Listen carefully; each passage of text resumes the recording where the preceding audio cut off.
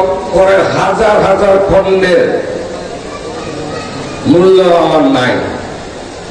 আপনাদের ভিতরে দিনের আলো আছে, সামনে মঞ্চে যারা বসে আছেন, আমার পাশে যারা বসে আছেন, কোরআনের আলো তাদের ভিতরে আছে।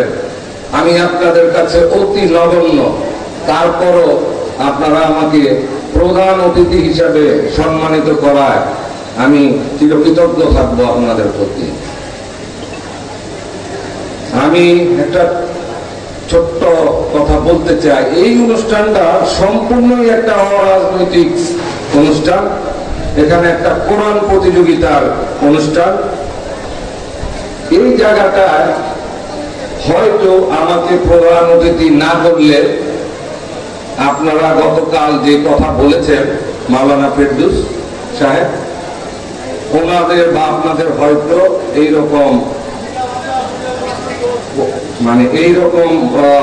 ঘটনাগুলি ঘটতো না। যাই হোক, আমি বলতে চাই, আমি নামতেই আপনাদের এত অবস্থা এত খারাপ। আমি এখনো আনুষ্ঠানিকভাবে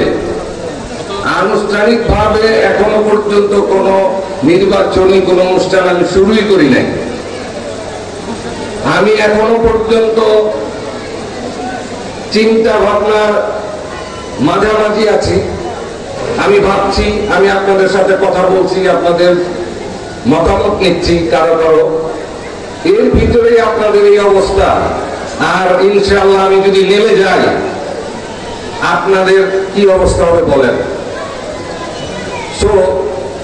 আপনারা গত পরশু দিন থেকে বিভিন্ন সময়ে সামাজিকভাবে এই অনুষ্ঠানকে বাধাগ্রস্ত করার জন্য বিভিন্ন ভাবে আপনারা চেষ্টা করেছেন।